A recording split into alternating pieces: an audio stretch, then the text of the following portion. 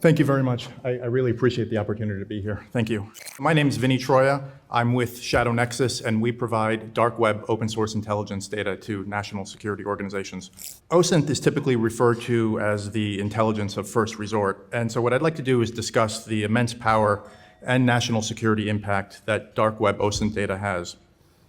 So as Suzanne mentioned, I have been hacking my whole life. I started doing it when I was really young.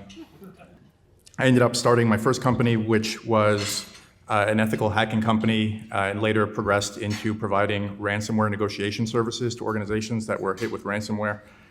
About 8 years or so ago, I was approached by some members of law enforcement who asked for some help with investigating a cybercriminal group known as the Dark Overlord. Now, this group, which turned out to be two 14-year-olds living in Canada, were responsible for almost 40% of all data breaches over a 4-year period. So through this work, I learned a really important lesson that the key to identifying these individuals was through collecting and cataloging historical breach data. And so the further back I went, the more mistakes I found in the data, and that's what kind of ultimately led us to identifying them. So that's really when I realized that dark web data contains more personal information on global citizens than any intelligence source in history. So I went all in. I started building relationships with a lot of the data brokers. I met the right people, and I started collecting as much of the data as I could get my hands on. Data breaches, leaks, ransomware, anything spanning countries and languages. And that underground network that I had established led to something even bigger. April 2024, almost exactly a year ago, a well-known hacker and trusted dark web contact reached out to me unexpectedly and said he had come across one of the most impressive data sources he had ever hacked. He was so excited about it, and he wanted to show me what he had, and so he offered me a sample data, which were my cell phone call records.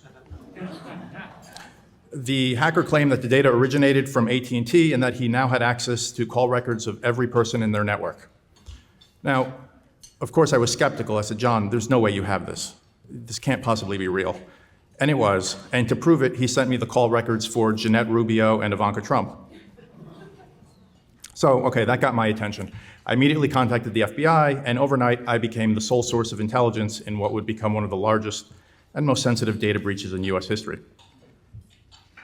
So at that point, I did what I do, and I helped the hackers negotiate their ransom, and that led me further into their circle. And what we found was this hack wasn't just isolated to AT&T, it was much larger, and it was tied to a cloud provider called Snowflake. And from Snowflake, the hackers were able to access and successfully steal data from over 160 different companies. Banks, retail organizations, medical providers, auto insurance companies, ticket and event sales companies. And the thing you have to understand, out of 160 companies, exactly 0 of them had any idea that they were compromised. And just as many had no clue that all of their data had already been stolen. So it was all thanks to this one random message from a trusted dark web vendor that I was able to alert the FBI in real time as information was coming in, help these companies identify and remove hackers from their systems, and ultimately support an investigation that led to the arrest of a 24-year-old living in Canada. And it all happened because of the time I've spent investing and building relationships in the dark web. And so that's what I believe real dark web OSINT looks like when it's done right. Operational dark web intelligence with a national security impact. Thank you.